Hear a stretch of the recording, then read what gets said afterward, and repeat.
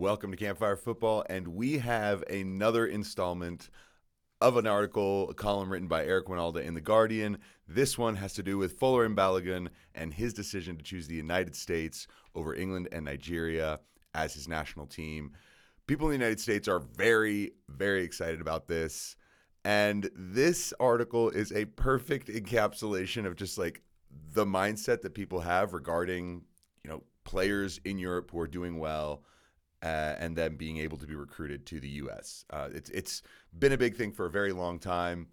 The level of excitement and hype that surrounds an individual like this, it always is big. And then, we find out how good they are in the end, really. Every country has a way of doing this kind of thing. This is not unique to the United States. I remember when England were able to recruit Owen Hargreaves, who grew up in Canada, ended up going to Bayern Munich and did very, very well in their academy, and then came up through their first team, and then had a choice between playing for Canada, England, or I think Germany. I think those were the three. Maybe there was a fourth. Ended up choosing England, and he'd never actually lived there. And I remember at the time there were some English people who were like, "This isn't right. He shouldn't wear the badge. He's never lived here. He doesn't know the culture. He's never played in the Premier League." So people always have their opinions about this. I think this is fascinating because it is a big deal to a certain degree, but is it what everyone's hoping for? And Eric Wynalda, he's got these columns he writes for The Guardian, and I'm going to keep up with every single one of them because there's something hilarious about his opinions. So whether you agree with them or not, some I do, some I don't, but there's always something sort of sensational about the way he wants to approach these things. And so we're going to get into what he said in this article, and then we're going to just take a look at Folarin Balogun and also what this whole recruiting dual nationals thing looks like for the United States. We'll pull that up at the end. So here is the title. It's Folarin Balogun chose the U.S. over England. He may have created a 2026 contender. So basically what you're saying is this kid all of a sudden makes the United States a contender to win the 2026 World Cup. Bold. The Arsenal Youth Product is set to lead the attack for the Americans on home soil in 2026. He could be the goal scorer they have long craved. Could be. Could be. Considering at the World Cup, if you remember the United States, as far as forwards didn't really score goals. Jesus Ferreira didn't score. Josh Sargent didn't score, but Haji Wright did, but it was the most accidental goal you will ever see in a World Cup. It was against the Netherlands. He was falling down. It hit his foot and somehow looped in the back corner. Stunning. Anyway, the United States need goal scorers. They got really excited about Ricardo Pepi when he burst on the scene during qualifying, and then his form tailed off massively after he took a move to Augsburg, which did not work out. And then there have been other players, right? We've talked about in the United States endlessly. People have talked about Josh Sargent and how well he was doing in Germany, and then he came to England, and all these Americans have seemingly hit some kind of peak of how high they can go. Christian Pulisic still is the one that is sort of at the most marquee club. Obviously, with Chelsea this summer, that might end. Okay, let's get into the article. The United States is one of the fastest growing football nations in the world. Over the last 30 years, we have been hoping, maybe even praying, for a savior. Every great football nation has a Ronaldo, a Neymar, a Messi. The U.S. will never have that, or at least we thought we wouldn't. We've always had to succeed as a team rather than on the shoulders of a superstar. But it seems that our prayers have been answered. Whereas the U.S. seemingly always figures out the goalkeeping position and sometimes struggles to find a left back, this generation may be the best collective we have to win the World Cup. And I think Folarin Balogun has figured that out. That's why he recently switched nationalities and will represent the United States, the country of his birth, even though he grew up in England and has represented them at youth level. So, true, Folarin Balogun, born in the United States, born in New York City, Nigerian parents. Then they moved to England when he was about 2 years old, and that's where he spent the rest of his upbringing, and grew up playing for Arsenal and England at youth levels. Now, just a quick thing on these first two paragraphs. The United States has never had a Ronaldo, a Neymar, a Messi. We've always had to play as a team and not rely on a superstar. It's that's every country, man. It's very few countries that have those types of players, right? And to say that the United States it struggles to sort of have a left back, whereas we're great with goalkeepers, these are interesting preconceptions people have of the way the national team sort of is structured.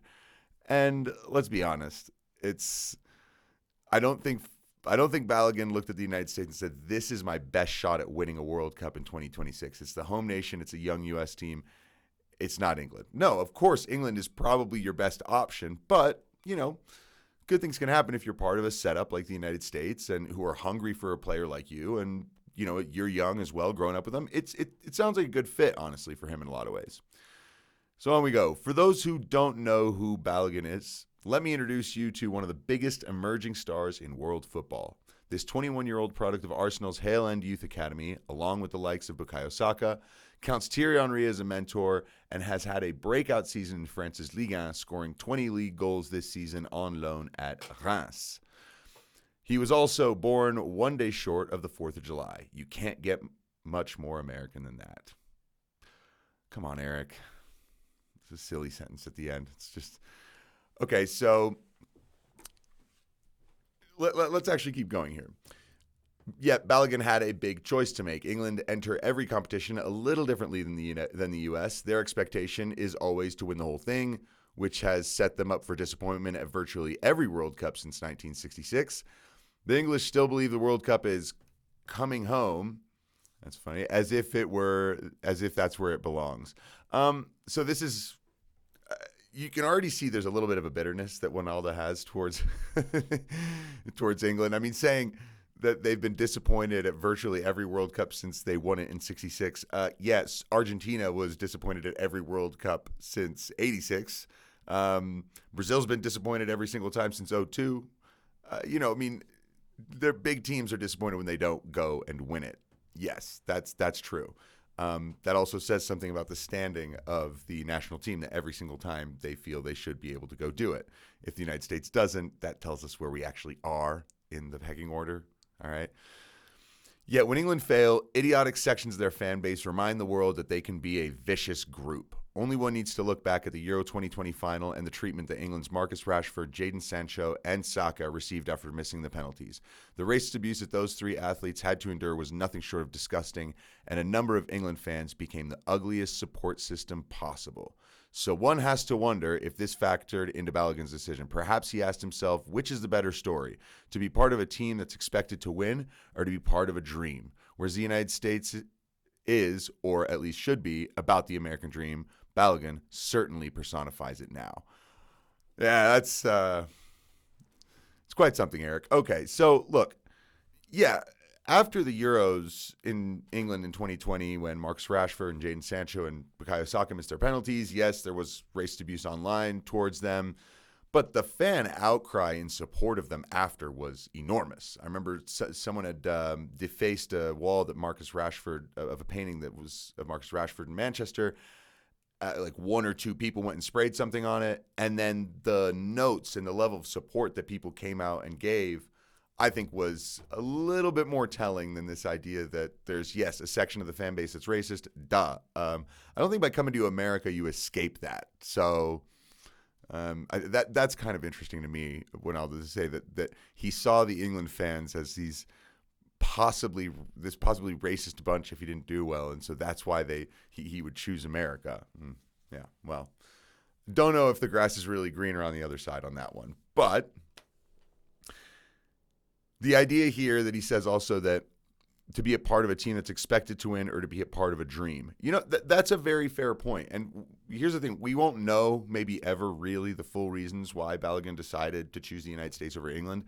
It could be a feeling thing. It could be that he's like looking around at the England side and being like, there are a lot of forwards, and it's going to be really hard for me to get consistent time at the national team level. Here, I might just like be the number one from day one, and if I do well, I'll be the number one for a very long time. Okay, that's fair. On a sporting level, that's totally fair. We'll get into my personal opinion on all this tri-national stuff in a bit, because I do have my own view on it all. With my own personal experiences. But let's move on. He proved that several months back when he visited the U.S., he declined an invite from England's under-21 team. He visited Orlando, which happened to be where the U.S. was preparing for their next match. While in Florida, he also visited a New York Yankees spring training game and was tracked the whole time by American supporters. He later said he was overwhelmed by the love he felt from U.S. supporters. It must have felt great to be so wanted. At the same time, England... Okay, yeah, before I get to this next bit here. Why would U.S. soccer fans be following around a player whose name they cannot pronounce, who they've really never heard of, who they probably didn't even realize was eligible to play for the United States until very recently? Why would they all of a sudden show up where he, just where he is in Orlando and try and, hey, you should join us? Why would they do that? Okay, these aren't just like rando fans. These are, heavy U.S. soccer fans who have heard about this story. They've heard about the possibility. And I remember when the U.S. had their training camp in Orlando and he went to go visit. This was put out to everybody. So there were people who got that news and were like, oh, if we see him, we got to tell him, join us, right? I'm just saying, Balogun, I don't think very many people knew who you were 6 months ago in the United States. So on we go. At the same time, England coach Gareth Southgate told the media, and this is interesting, we cannot go and give first-team call-ups to someone just because we don't want them to go somewhere else. If there's anything Southgate wishes he could take back, I'm guessing it would be that statement. That's what Eric Wynalda says there. So Southgate's statement, we cannot go and give first-team call-ups to someone just because we don't want them to go somewhere else. Yeah, that is a good thing to do. I'm on Southgate's side on that. I know that Eric Wynalda is saying, well, I bet you wish you could take that statement back. Or I've even heard of people saying, just give the guy one call-up, and then he can't possibly ever play for someone ever again, even if you don't need it. No, you should only call up players if, first of all, you want them, right? But also, you don't want to call up dual nationals and screw them over. That is a really bad thing to do. And in this case, if Southgate had called up Balogun and, for a camp and say there's 3 matches, Balogun doesn't even get on the field for the first 2 and then gets 5 minutes in the next one and then is not called up again for 3 or 4 years, right? When he could have maybe joined the U.S. And the only reason that the English team that did that was so that they could make him ineligible anywhere else. That's not fair to a player. And honestly, if you're not sure you want him in the side, then why would you be scared that he goes somewhere else? Just take him or don't and let it go, right? That's what I think. So I think Southgate's quote is actually a very good thing. And Eric Wynalda is seeing this from a us versus England kind of thing. You can see that he's definitely got that somewhere in his brain. All right, so he goes, we've seen this before. The dual citizens opting to play for the U.S., including Timothy Tillman just this week. Malik Tillman, his brother as well, is one of those. But this one's different. This is the first time that the player in question is out of his teens, has dual citizenship of a football nation that's better than the U.S., and that nation still wants him. That wasn't the case for former players from Germany, the Netherlands, or elsewhere, including some of those who chose to play for Mexico. Christian Pulisic made the decision at 17 to represent the U.S. over Croatia with a lot of input from his father. Balogun, on the other hand, is an adult. Whether it was irony, circumstance, or coincidence, the same World Cup cycle that Pulisic chose the U.S. over Croatia was the one in which the U.S. didn't qualify for the tournament, and Croatia made it to the final. A team that went into 3 extra times in a row sure could have used some energetic teenage super sub. We're hoping to flip that story in Balogun's case. Okay, so great. This idea of Christian Pulisic, grew up in America, grew up in Hershey, Pennsylvania. I don't know how much of a push there was for him to play for Croatia. I'm not really sure. I don't know where that was. I'm sure it was an option, but I imagine he was also being represented with the U.S. quite a bit. And so I don't know if he was ever really going to choose Croatia over the United States. And, the cycle that Eric Wynalda is talking about here, Christian Pulisic had already got his first cap with the U.S. in the lead up trying to just qualify for the tournament. So it's not like he was like the eve before the World Cup. He said, I'm going to choose the U.S. even though they're not in it instead of Croatia. So that, just to be clear. As for the dual nationals, you mentioned here that, so Timothy Tillman just this week, or just last week or whatever, committed to the United States. Let's take a quick look here at this article I found on Wikipedia of players who, this is a list of players who represented the United States internationally, but were born abroad, right? And so you've got a slew of Argentinians in the 60s and 70s, some Austrians back in the 20s and 70s and as well. A lot of names we don't really know, but then there's one that stuck out. Benny Feilhaber was born in Brazil, played in a lot of different countries, but when he played in the MLS, mainly for Sporting KC, also played for the Rapids for a little bit. Some interesting names, guys that jump out. I heard of Teal Bunbury plays in the MLS. These two brothers from Cape Verde, the De Brito brothers, back in the 80s and 90s. This is funny. These two, China. Mike Ivanov apparently was born in China, played in the NASL in the 70s, and then look at this guy. Look at this. Archie Vincent Robustov. Brilliant. Doesn't look like a Chinese guy, does he? No. But pretty cool, right? Like back in the day, this was happening. Jesus Ferreira, he's born in Colombia, just representing the United States. You got all these different guys, Croatia, Colombia. I think one that's interesting here, Cameron Carter-Vickers, is one very, very similar to Folarin Balogun. Except he was born in England, raised in England, spent his entire life in the UK. His father was actually an NBA basketball player, and so he chose to play for the US. Look, basically, I don't think he's right that these situations. I mean, Gio Reyna was not born in the United States. Gio Reyna, I believe, was born either in England or he was born in Scotland. Now, his father played for the U.S. national team. I don't think there was any way he was going to play for a different one. John Brooks, frequently talked about, he was born in Germany. Timmy Chandler was born in Germany. Julian Gressel was born in Germany. Jermaine Jones was born in Germany. I mean, there's a lot of these German players. Malik Tillman, obviously, as well. Freddie Adu was born in Ghana, But it's interesting as you look at the list also that there's these Hungarian guys. Look at this. Look at these dates. 68, 65, 68, 68, 64, 64. This is when Hungary was really good. So it's kind of interesting that that's when. You got some Italians. I think this is the best one, though. Look how many Scots.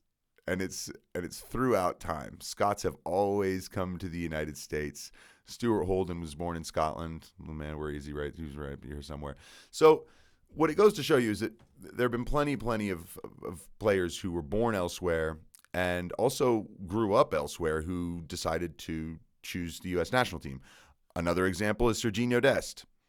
He hasn't really spent a lot of time in his life in the United States, was raised in the Netherlands, played at Ajax, chose the United States, and had played for the Dutch at their youth levels, and they definitely still wanted him to stick around. I remember reading some articles at the time of some of his teammates being like, "Why are you going to join the United States?" and him even being like, "They don't understand.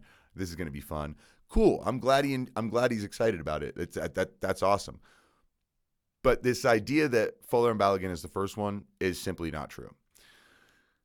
So on he goes. I really like this USMNT squad. They have the weapons that can beat anybody, and a goal-scoring forward is the missing piece that will make the whole machine fire on all cylinders. I don't hesitate to put so much pressure on a 21-year-old, but the addition of Balogun is potentially a massive game changer for the U.S. I'd like to think Balogun knows more than I do right now, that he knows who the next U.S. coach is, and that he's had that conversation. Hopefully, he stated something along the lines of, "I'm here to score goals, not play defense." Nice, Eric. Yeah. Well, first of all, I'd like to think Balogun knows more than I do right now, that he knows who the next U.S. coach is. This article was actually written just before Anthony Hudson decided to step down, and now we have B.J. Callahan in charge, and they really don't know who the U.S. coach is going to be. So this was not part of his factoring in, and yeah, a 21-year-old also should not be rocking into the U.S. Soccer Federation and being like, "Look, I'll maybe join you, but I need to know who your next coach is." It's like, bro, you're 21 and you have no caps. None. So, you can't just tell us that you want – this is not a transfer of a star to a high club who's going to be like, "Look, I want to know who the coach is before I sign." That's not what this is. It's like you're committing for life to this program. So what's the deal?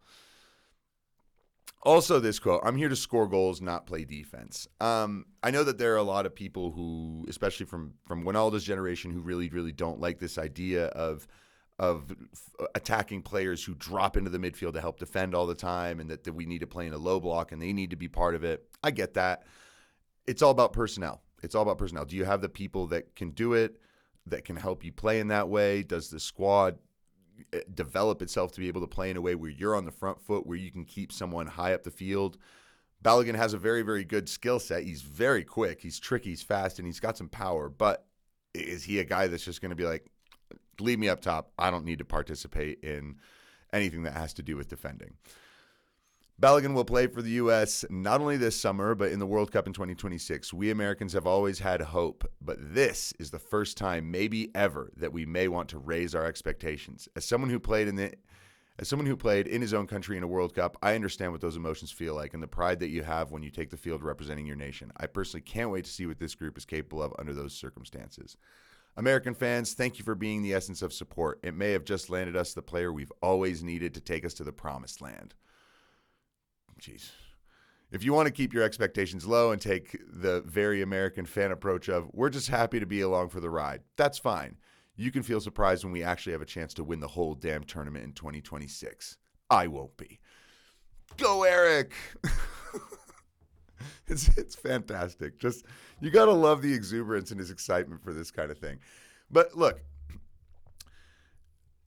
just combing over Balogun's stats, youth level, good stuff. Like, he's got a 25-goal season in 19 games in the under-18 Premier League in 2018-2019. He did pretty well in Premier League 2, scored 10 and 15, 9 and 18, and then 13 and 11 in 21-22, and that was the last season that he played with Arsenal's youth academy. Then went to the championship, played 18 matches with Middlesbrough, scored 3 goals, had 3 assists. It's not terrible for a player in his absolute first year. Then went to Stade de Reims in France, and there's something important here. He actually scored 6 goals in the early part of the season, did very, very well. But what is something that I think is important is that his goal tally really racked up in the second half of the season, where he scored 1, 2, 3 really early on. Scored 5 goals in the first 6 matches. Really good. Then 1 on October 2nd.